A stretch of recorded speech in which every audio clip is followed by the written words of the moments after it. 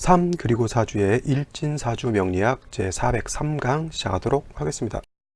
오늘 날짜를 보면 양력으로 2019년 12월 14일이고요. 음력으로는 2019년 11월 18일입니다. 오늘 주어지는 명식은 기해년, 병자월, 을류일이 되겠고요. 오늘의 일지는 을류가 되겠습니다.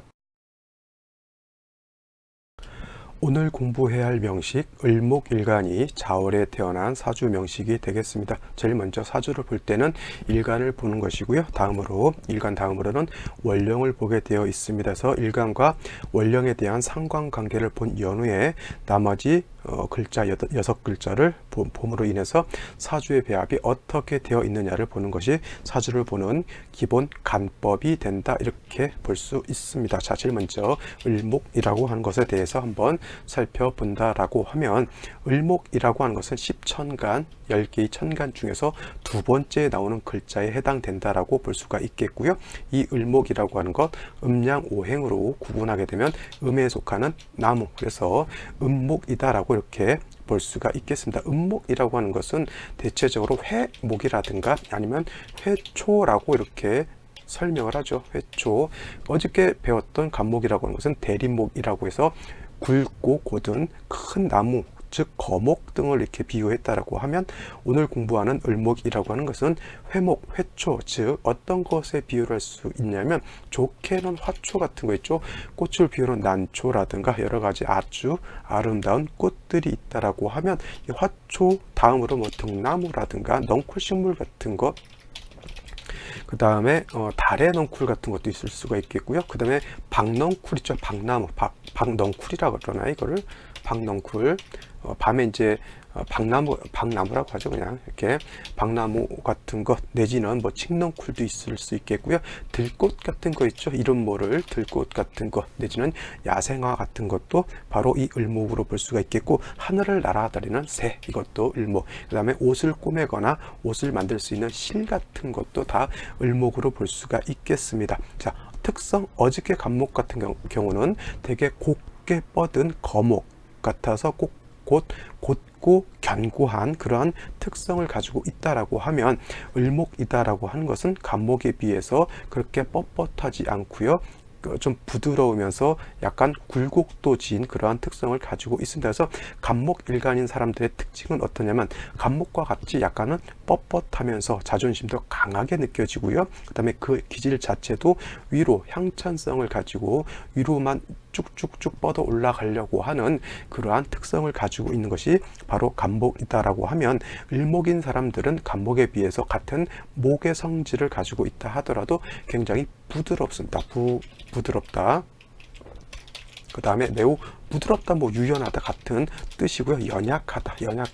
마치 이런 거 있잖아요. 화초, 난초 같은 거, 꽃을 피우면 되게 화사하고 이쁠지는 모르겠지만, 그거 잘못 건드리면 이파리 떨어지게 되겠고요. 그 다음에 잘못하면 줄기가 꺾어지게 됩니다. 옛날 신세계라는 영화에서 무슨 반장? 뭐 이렇게 나왔던 사람하고 둘이서 이제 얘기를 하다가 어떤 사람이 잘못 난초를 만져가지고 줄기가 곰방이 이렇게 똑 떨어지는 걸 본 적이 있는데, 그 주인공들이 잘 생각 안 나요. 저는 기억력이 이렇게 좀 많이 좋은 편이 아니라서 한번 그 신세계라는 한번 영화 한번 봐보시기 바랍니다. 조폭 영화인데 그냥 나름대로 재미있게 봤던 영화인 것 같습니다. 그래서 그 조폭들이나 이런 사람들이 대체적으로 뭐예요? 난초 같은 거를 이제 취미생활로 이제 많이 키우게 되는데, 굉장한 애착과 굉장한 정성을 들이지 않고서는 난초를 잘 키울 수가 없는데, 잘못 건드렸다가는 난초잎이 꺾어지거나 아니면 꽃이 떨어지게 되는, 그렇게 매우 유연하고 유약한 그런 성질을 가지고 있으면서, 또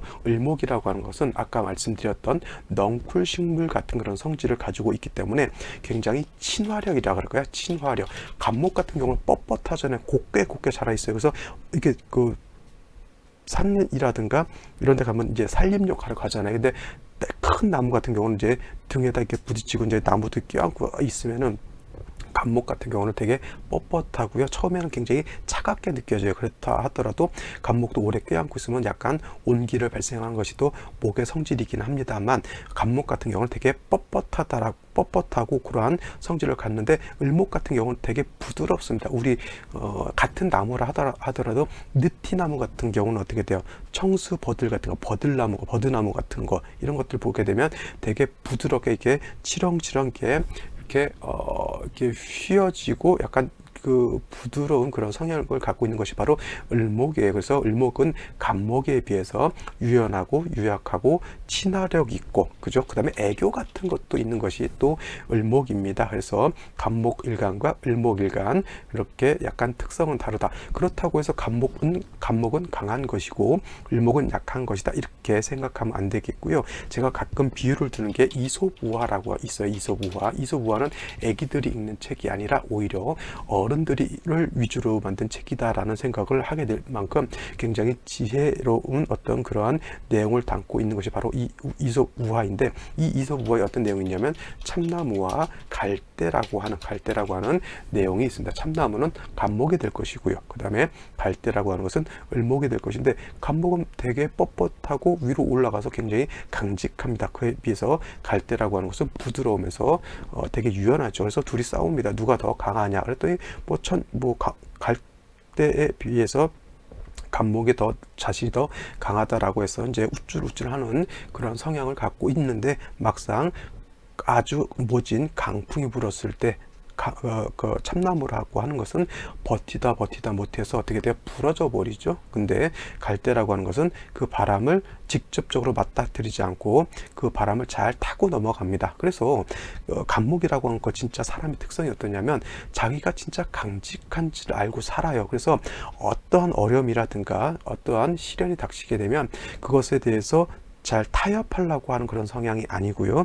오직 자기 어떤 뚝심이라든가 자신의 어떤 강인한 어떤 성향을 가지고 그거를 정면 돌파하려고 하는 그런 습성을 가지고 있는 것이 바로 이 간목에 해당이 됩니다. 그래서 버티다 어떻게 돼요? 안 되면 바로 부러지는 그런 성향을 가지고 있는 반면에, 갈대 같은 경우는 굉장히 저 사람이 이러한 시련, 이러한 역경을 어떻게 견뎌낼 수 있을까 의아해하는 그런 상황도 이러한 을목일간들은 잘 그 환경에 잘 적응해서 잘 버티고 넘어간다라고 하는 거죠. 예를 들면은 이런 거예요. 그렇다고 이제 이런 예를 드는 것은 좀 마땅치는 않은 것 같은데, IMF 같은 어떤 분들은 너무 힘들기 때문에 스스로 좀 절망적인 선택을 하는 사람이 있는가 하면, 똑같은 상황이다 하더라도 어떤 사람은 하다못해 막노동을 해서라도 어떻게 돼요? 그 자기의 삶을 꿋꿋하게 버티다가 결국에는 이제 다시 좋은 환경을 만나서 다시 잘 사는 그런 사람들도 있습니다. 그래서 강인한 사람이 자기의 한계 내에서 닥치는 시련은 잘 견딜 수는 있을지 모르겠지만, 그렇게 자기가 이제 감당하기 힘든 시련은 간목 같은 경우는 이렇게 부러지는 그런 성향도 가지고 있다라고 하는 것. 그래서 실질적으로 이런 말이 있잖아요. 강한 자가 살아남은 것이 아니라 살아남은 자가 강한 것이다라고 하는 그런 말이 있듯이, 강한 것이 아니고 약한 것도 약한 것이 아니다라고 하는 그러한 특성이 있다라고 말씀을 드리겠습니다. 그래서 을목은 약한 듯 강하고요, 강한 듯 약하다, 이렇게 보시면 되겠습니다. 자, 다음으로 을목이 태어난 월령 자월에 대해서 한번 살펴보도록 하죠. 자, 을목일간이 태어난 월령 자월이라고 하는 계절이고요. 자라고 하는 것은 원래는 해자축 북방을 뜻합니다. 그래서 해자축 북방이라고 하는 그런 곳은 바로 계절로는 겨울에 해당이 되는 것이고요. 그 다음에 매우 수가 왕한 수왕절이다라고 볼 수가 있겠습니다. 그래서 해라고 하는 것은 수가 임관지에 해당이 되는 것이고요. 자라고 하는 바로 이 월령 자는 수가 가장 왕한 임관지를 지나서 제왕지에 해당이 되는 것이고, 축은 이제 제왕을 지났기 때문에 약간 하락하는 단계, 그래서 임관제왕 이제 쇠지로 넘어가는 그러한 단계에 있다라고 볼 수가 있겠습니다. 그래서 일단 해월 자월 자체는 수가 왕한 수가 왕한 계절이 되겠고, 축토 자체는 원래 진술축미 토는 토왕절에 해당이 되는데, 만약에 예를 들어서 이거는 축월에 다시 하겠지만 축월에 있잖아요.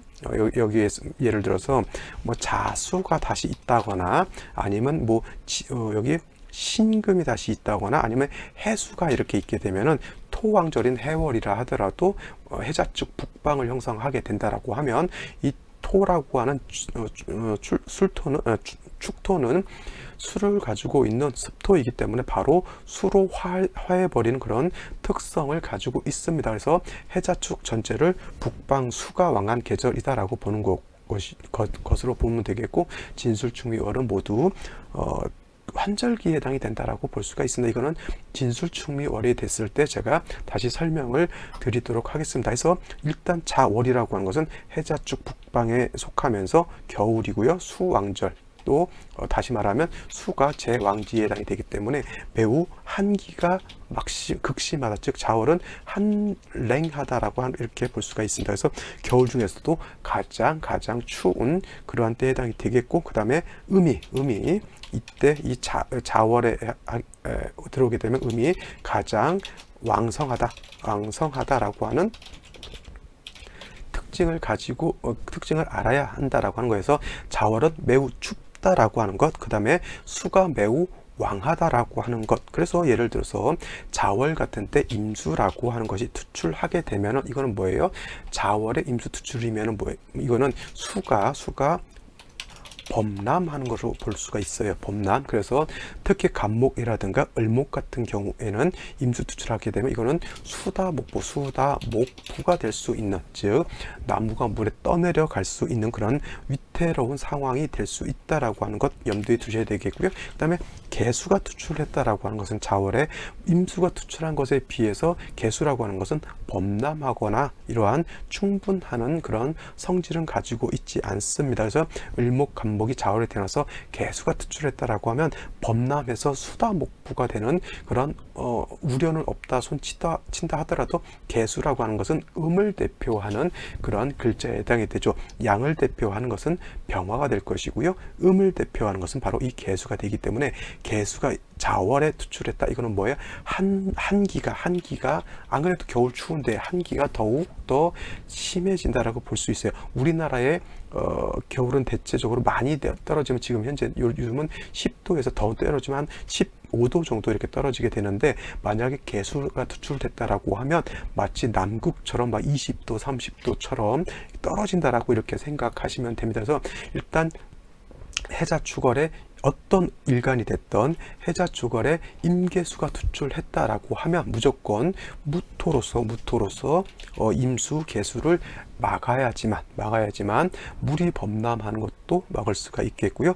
기온이 너무 하강하는 것도 막을 수가 있습니다. 여러분들이 사주를 볼 때는 그냥 초학하시는 분, 즉 처음 배우시는 분들은 글자 가지고 참 여러 가지 궁리하면서 산다 이렇게 보시는 분들이 있는데, 이게 조금 더 공부하다 보면 이게 글자로 보이지 않고 어느 순간부터는 이제 그림으로 보이기 시작하고 물상으로 보이기 시작합니다. 그래서 어떤 분들 뭐 물상론 하면 이제 명리학을 배울 때 최후의 고수가 되기 위한 뭐 어떤 그런 것다라고 이렇게 보는데, 제가 봤을 땐 별건 아니고요. 조금 깊이 있게 심도 있게 공부하다 보면 이것이 현상학적으로 어떤 현상이구나라고 하는 것이 보이게 되고요. 그런 현상을 그런 현상이 눈에 보일 때 바로 이 사주를 제대로 볼 수 있는 그러한 안목이 트이는 거예요. 우리가 운전을 처음 배울 때 굉장히 두렵습니다. 가슴이 콩당콩당 뛰기도 하고, 내가 자칫 잘못 운전을 하게 되면 사고가 낼 수 있고, 뭐 경우에 따라서 콩밭도 들어가고요,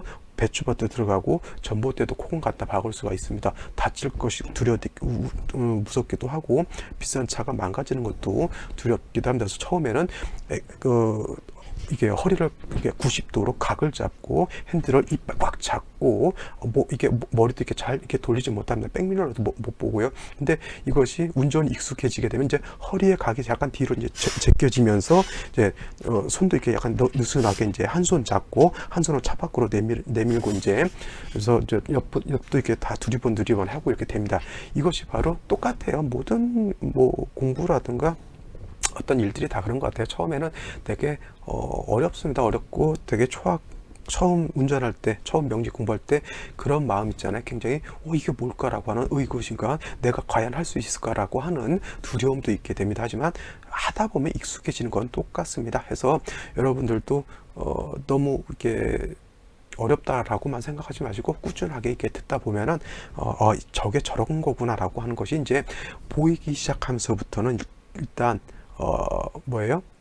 그때부터는 내공이 이제 급속도로 올라간다라고 볼 수가 있어요. 차 운전하고 똑같아요. 처음에 이제 핸들 브레이크 좀 하다가 한두 달 타다 보면 이제 이게 익숙해지다 보면은 이제 처음에 60km도 이제 간신히 달리다가 이제 고속도로 나가면 100km, 이제 120, 30km 어떤 사람들은 이제 막 이제 과속하기 시작하죠. 그거 똑같습니다. 공부라고 하는 것. 자, 그래서 일단 자월 같은 경우에 개수 투출했다, 임수 투출했다, 이거 뭐예요? 비상사태 돌입이다라고 하는 것이고 반드시 무토로서 임계수를 제방해야 되는 것이고요. 꼭 무토로서 제방할 때는 반드시 병화 같은 것라든가 정화 같은 것이 있어 주어서 무토로 도와주어야지만 무토가 수를 충분하게 감당할 수 있다라고 하는, 이건 그냥 그렇게 주어지는 어떤 왕세에 따라서 주어지는 거기 때문에 조금만 이것이 이해되면 어떤 순간에서는 어떻게 이게 배합이 되어야 되는지 금방 알게 된다라고 하는 겁니다. 자, 아시겠죠? 그래서 일단 을목이라고 하는 것이 자월에 태어났을 때 매우 춥다라고 하는 것, 그 다음에 매우 춥다라고 하는 것과 수가 왕하다라고 하는 것, 그래서 천간으로 임수나 개수가 투출했을 때 어떻게 대처해야 하는가, 즉 무토로서 수를 제방해야 되는 것이고요. 그 다음에 자월이라고 하는 계절, 꼭 자월뿐만 아니라 해월, 자월, 축월 모두 마찬가지지만 화가 없는 해자 축월의 어떤 일간이라고 하는 것은 절대적으로 발전할 수 없다, 이렇게 정리를 해두시면 되겠습니다. 아시겠죠? 자, 그러면 오늘의 명식을 다시 한번 살펴보도록 하죠. 자, 오늘의 명식, 을목일간이 자월에 태어난 사주 명식이 된다라고 말씀을 드렸고요. 일단 사주를 볼 때는 뭘 봐야 된다 그랬죠? 일단 일간의 특성을 알았고요. 가장 먼저 일간의 특성을 알았고 원령의 특성을 알았으면 일간과 원령에 대해서 격은 어떤 격으로 짜여져 있느냐를 먼저 보는 것이 중요하다라고 볼 수가 있겠습니다. 자, 이 을목이 자월에 태어났을 때 격이라고 하는 것은 을목이라고 하는 음목이 자수라고 하는 음수를 받습니다. 근데 원령에 있는 수가 일간인 을목을 생하게 되죠. 수생목으로 해서. 그래서 을목 입장에서 놓고 봤을 때 이 자수라고 하는 것은 인성인데 음대 음이니까 편인이 되겠고요. 격은 그냥 격자를 붙이면 바로 편인격, 10정격 중에서 하나인 편인격이 형성이 됩니다. 근데 전체 왕세를 놓고 봤을 때 을목은 자월의 목욕지에 해당이 된다 하더라도 일단 수가 자월의 제왕지에 해당이 되기 때문에 목에 비해서는 수가 월등히 왕합니다. 그래서 이거는 인성이 왕하고 일간이 약하다라고 해서 모왕자쇠라고도 볼 수가 있습니다. 여러분, 한 가지 수생목이라고 하는 오행의 상생을 배운 기억이 있을 겁니다. 수생목, 목생화, 화생토, 토생금, 금생수, 다시 수생목, 이렇게 돌아가게 되는데 수가 원래 목을 생하죠. 나무라고 하는 것, 풀이라고 하는 것, 하다못해 집안에 있는 화초라고 하는 것, 물이 없으면 바로 말라 죽게 되어 있습니다. 해서 수가 물을 생한다라고 하는 것은 기본적인 상생의 원칙이다라고 하더라도 중요한 것, 수왕절인 해자축월 동절이라고 말씀드렸죠. 동절, 겨울이에요. 겨울이 되게 되면 물이 그냥 있는 것이 아니라 바로 얼어버립니다. 얼어버려요. 그러면 물이 얼으면 바로 얼음이 되면은 물만 어는 것이 아니라 물 속에 뿌리를 두고 있었던 모든 만물이 다 얼게 됩니다. 그러면 을목의 뿌리가 물속에 이렇게 담겨져 있을 때 물이 얼면 물만 어는 것으로 끝나지 않고 그 화초라든가 나무도 같이 얼게 되죠. 그러면 수생목하는 것이 아니라 동절에는, 겨울에는 수가 목을 생하는 것이 아니라 바로 오히려 수가 목을 죽게 만드는 그런 역할을 하게 됩니다. 그래서 동절 같은 경우에는 반드시 화라고 하는 것이 있어서 물을 녹여 주어야지, 물을 녹여 주어야지만 수생목해서 목이 살아나는 것이지, 화가 전무한 사주 전체에서 화가 전무하다, 아무것도 없다라고 했을 때 이때 동절에는 수생목으로 보면 안 된다라고 하는 겁니다. 그래서 을목이 자월에 태어났을 때 반드시 화를 봐야 된다라고 하는 것 하나를 생각해 두시고, 일단 일지를 보게 되면 을료일주가 되죠. 유금이 있어서 을료일주, 제가 어제 그제도 말씀드렸지만 일지가 7살 편관에 해당되어 있고요. 그 다음에 일지가 7살 편관인 사람들 대체적으로 성격이 강하고요, 예민하고 까탈스럽다라고 볼 수가 있는데, 자, 이 유금이라고 하는 것 자월에 한습하고 수가 왕한 중에 화가 필요한 그러한 국세에서 이 금이라고 하는 것 하는 역할은 뭐예요? 수를 생하는 역할을 할 것이고요. 금생수로서. 그 다음에 금이라고 하는 것은 뭐예요? 또 하는 일은 목을 극하는 역할을 합니다. 그래서 이 금이라고 하는 것 한 가지가 수를 생해서 나를 더 춥게 만드는 역할을 하는 것이고, 나를 극하려고 하는, 나를 위해해서 다치게 하려고 하는 역할을 하게 되어 있으니 을목 입장에서 일지에 있는 유금이라고 하는 것이 결코 도움이 되지 않는 그런 글자에 해당이 된다라고 볼 수가 있겠습니다. 다시 화가 있어서 수를 따뜻하게 해주고 금을 억제시켜주면 좋을 것 같지만 연지에 다시 해수라고 하는 것이 있어요. 이렇게 되면 원령 자체에 자수만 있을 때는 그냥 한기가 좀 심하다였는데, 유금이 수를 생하게 되면 한기는 더 가중될 것이죠. 쉬운 말로 겨울에 추워요. 겨울에 엄청나게 춥습니다. 근데 거기다 대고 선풍기를 틀면 더 춥죠. 그러니까 자월 자체가 추운데 유금이 있다라고 하는 것은 그 추운데 바람 부는 거하고 똑같아요. 그죠? 금이 수를 생하게 되면 추운 날씨에 바람 비면 더 체감 온도는 더 급격하게 떨어지는 거하고 똑같고요. 옆에 해수가 다시 있게 되면 뭡니까? 이건 물이 많아지는 거하고 똑같아요. 그죠? 그렇게 되면은 날씨도 춥고 물도 얼게 되는 그러한 현상이 나타난다라고 하는 겁니다. 그래서 반드시 화가 필요한, 화가 절실히 필요한 그런 국세가 되는데, 기토라고 하는 것이 있어요. 이 기토는 지지에 뿌리가 하나도 없습니다. 그래서 을목 입장에서 놓고 봤을 때 편제죠. 어떤 분들도 을목이 편제 봤으니까 조상의 어떤 재물을 얻는다, 조상의 상속을 받는다, 이렇게 통변하시는 분들이 있는데, 이거 쉬운 말로 깡통계좌죠. 뿌리가 하나도 없는 편제고 조상궁에 있기 때문에 조상으로부터 내려오는 어떤 상속으로 볼 수 있는데 아무것도 없어요. 쉬운 말로 이런 거죠. 가끔 이런 사람이 있는데, 어떤 종손이에요. 구대주 종손인데 우리 종갓집 재산을 누군가가 다 털어먹고 나서 종손이라고 하는 직함만 갖고 있어요. 그래서 뭐 시제를 지낸다거나 이럴 때 자기 돈 내고 해야 돼요. 그러면 그거 하겠냐고. 못합니다. 바로 이런 거 깡통계좌거든요. 이런 거. 물론 이제 생시에서 화가 있다거나 생시에서 토를 본다라고 하면 그래도 이 기토가 생주를 얻게 되는데, 그렇다 하더라도 겨울에 기토는 얼어져 있기 때문에 화가 없으면 이거는 을목의 소유가 될 수 없는 그러한 환경이 되는 것이죠. 그래서 여러분들 이러한 제가 이 설명하는 것, 이게 좋은 글자인지 나쁜 글자인지를 명확하게 판단해야지만 저 재물이 나한테 득이 되는 재물인지 득이 되지 않는 재물인지 그거를 판단해 볼 수가 있는 것이지, 무조건 이러한 원리를 보지 않고 그냥 편제가 있으니까 로또 당첨이네, 편제가 있으니까 조상 재물 상속이네, 이렇게 보면 결코 안 된다라고 하는 겁니다. 물론 이제 대운하고 같이 비교 분석해서 봐야 더 정확하게 볼 수는 있습니다만, 바로 사주 분석이라고 하는 것이 바로 이렇게 좀 냉정하고 좀 엄격하게 구분을 해서 보는 것이 필요한 것이 바로 사주 감명 사주 분석이다라고 하는 겁니다. 자, 월간의 병화가 이렇게 투출되어 있습니다. 이 병화는 이 사주 국세에서 가장 존신, 가장 필요한 글자가 되는 것이고요. 쉽게 말하면 이걸 뭐 용신으로 봐도 상관이 없는데, 문제는 병화가 일단 3주까지만 놓고 봤을 때는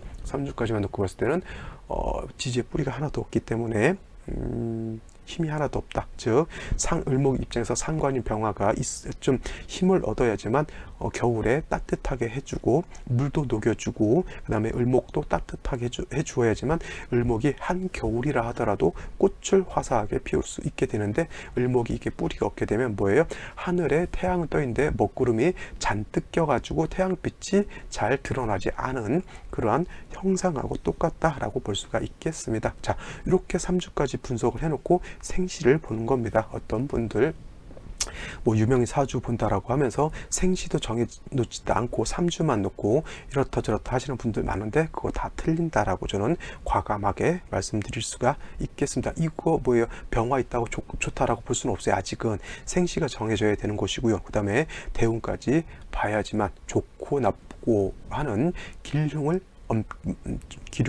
냉정하게 판단해 볼 수 있다라고 하는 겁니다. 자, 아시겠죠? 자, 생시 보러 들어가겠습니다.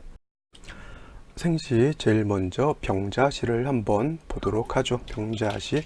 자, 병자시가 된다라고 하면, 자, 을목이 자월에 태어났을 때 매우 차갑습니다. 겨울이기 때문에 엄청나게 춥다라고 하는 것이죠. 거기다 대고 유금이 있어서 바람이 불게 되면 더 차가워지고요. 그 다음에 연지에 해수가 다시 있게 되면 이거는 마치 북극이라든가 남극같이 엄청나게 한기 가중이고요. 모든 만물이 땡땡땡 얼어버린 그런 형국에 해당이 되는데, 다시 연지 시지에서 자수를 받다라고 하는 것은 한기가 더 배가가 됐다라고 볼 수가 있습니다. 비록 시간의 병화가 투출되어 있다 하더라도 월간의 병화, 시간의 병화 모두 지지로 뿌리가 하나도 없다라고 하는 거예요. 그죠? 이렇게 되면 병화가 있다 손치더라도 겨울에 해동하고 따뜻하게 해주는 어떤 조후의 공력이라고 하는 것은 매우 떨어지게 되겠고요. 마치 있어도 없는 것 같다. 그래서 이거를 갖다가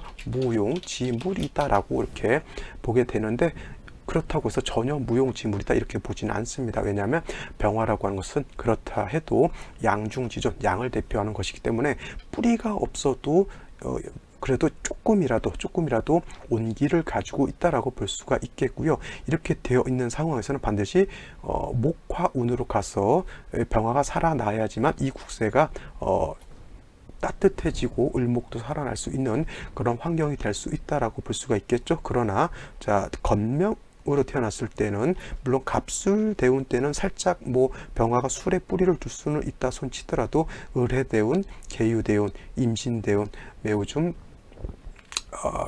금수가 다시 왕량해지기 때문에 좀 안 좋다라고 볼 수가 있겠고, 그래도 여명으로 여자아이로 태어났을 때는 초년부터 정축대운만 좀 넘어간다라고 하면 그래도 목화운으로 큰 틀에서 목화운으로 가기 때문에 나쁘지 않다. 정축대운 같은 경우는 요 축토, 대운에 정축에 축토하고 유금하고 이렇게 유축합을 하게 되면 다시 금이 왕해지게 되고, 금이 왕해지게 되면 다시 술을 생하기 때문에 정축대운도 그렇게 썩 좋다고는 볼 수 없겠고, 그 다음에 겨울철에 조우할 때는 병화는 조우하는 공력이 크다 하더라도 병화는 조우하는 공력이 좀 있다 하더라도 정화는 그렇게 조우하는 공력이 크지 않다라고 이것도 한번 생각해 보신다라고 하면 이 대운이 좋을 것인지 나쁠 것인지 한번 비교 분석해 볼 수 있겠죠. 그 다음에 한 가지 또 제가 또 강조하지만, 대운을 볼 때 어떤 분들은 천간 대운을 5년, 지지 대운을 5년 이렇게 해서 나눠서 보시는 분들이 있습니다. 하지만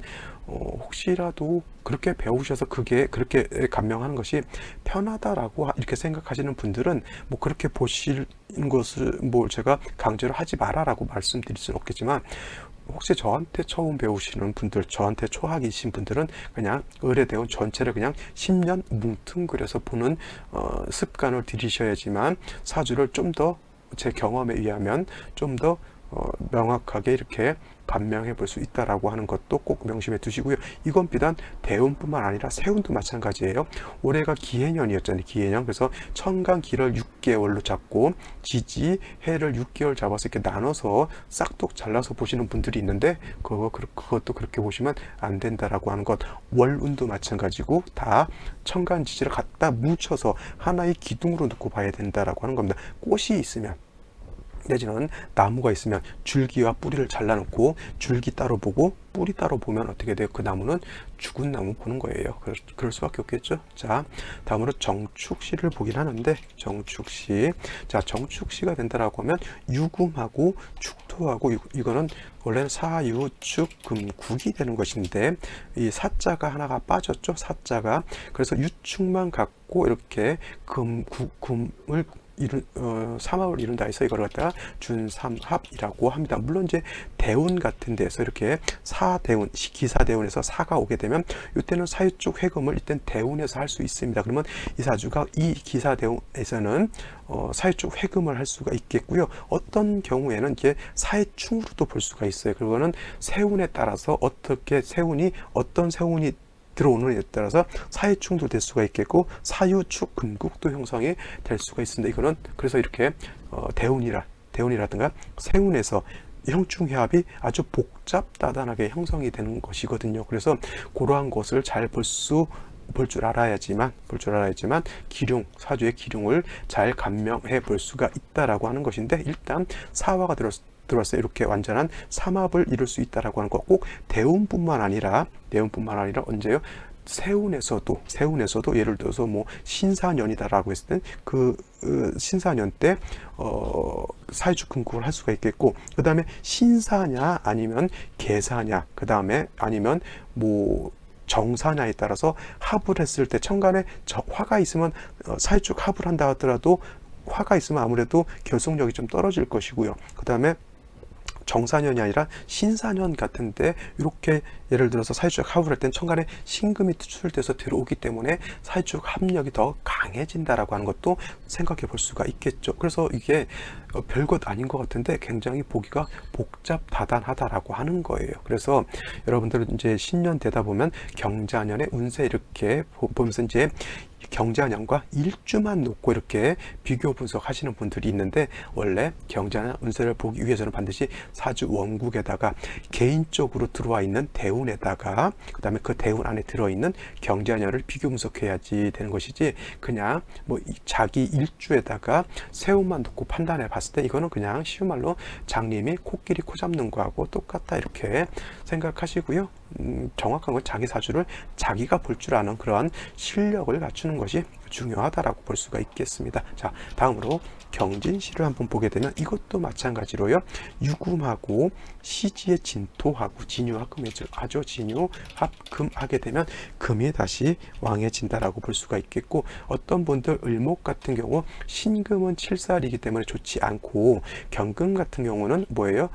정관이기 때문에 을목이 정관인 경금을 좋아한다라고 이렇게 보시는 분들도 있지만, 을목은 아까도 말씀드렸지만 매우 약하고 부드러운 화초이기 때문에 경금이 됐든 신금이 됐든 다 필요 없다. 왜냐하면 을목이 상해를 받을 수 있기 때문에 반드시 화로서 금을 절제시켜 주는 것이 필요하다라고 보는 겁니다. 그 다음에 을목 일간 옆에 이렇게 경금이 첩신되어 있으면 을목하고 경금하고 서로 탐합하려고 하는 그러한 성향이 강해지기 때문에 이때는 을목일간도 경금일간도 자기의 본성을 자꾸 잃어버리려고 하는 그러한 특징을 가지고 있기 때문에 이렇게 탐합하는 것 별로 좋지 않다라고 볼 수가 있겠고, 마지막으로 신사시가 된다라고 하면 아까는 유축이 반합 회국이지만 사화가 있으면 사축이 반합 회국하는 것이고요. 그 다음에 신금이 투출되어 있으면 이 신금은 사유가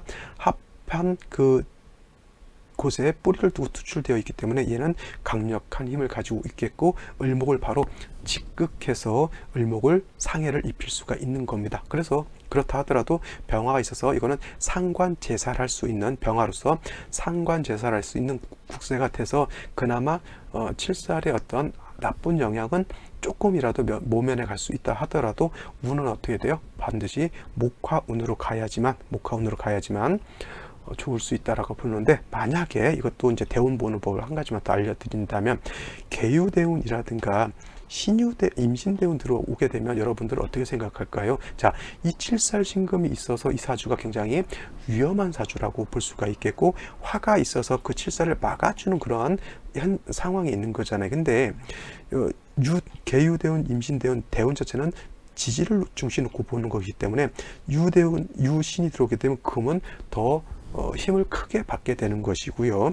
그 다음에 거기에 개수라든가 임수가 해서 들어오게 되면 어떤 현상이 나타나냐면 병화가 신금 자체를 막아주고 있는 상태에서 개수나든가 임수가 들어오게 되면 이 수는 얘를 이렇게 파게 돼 있어요. 그러면 얘가 얘를 막아주고 있는데 막아주는 얘가 약해지게 되면 얘는 다시 얘를 극해지는 것이죠. 그래서 이렇게 되면은 상관 제사를 하다가 상관이 극파를 받게 되면 오히려 칠살의 영향을 내가 받게 되는 그러한 현상으로 볼 수 있기 때문에 이러한 경우에는 매우 조심해야 하는 그러한 대운이다라고 볼 수가 있는 겁니다. 그래서 대체적으로 이렇게 칠살이 옆에 투출되어 있을 때 반드시 인성이 있거나 식신상관이 있어줘야 되는데, 인성이 있을 때는 인성을 극발당하는 그런 때, 아니면 식신상관이 있어서 식신제살, 상관제살 할 때는 식신이라든가 상관이 극발을 당할 때 매우 좀 안 좋은 일을 당할 수 있다, 이렇게 볼 수가 있는 겁니다. 자,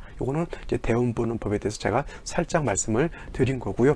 혹여 또 이게 아들 낳는 분은 이때 힘들 것을 이제 매우 우려하실 수도 있겠지만은, 그건 이제 세운에 따라서 조심해야 할 세운이 따로 있습니다. 그때는 그런 때만 잘 신경 써서 넘어가시면 되고요. 뭐 20대 30대다 보니까 이런 경우에는 뭐예요?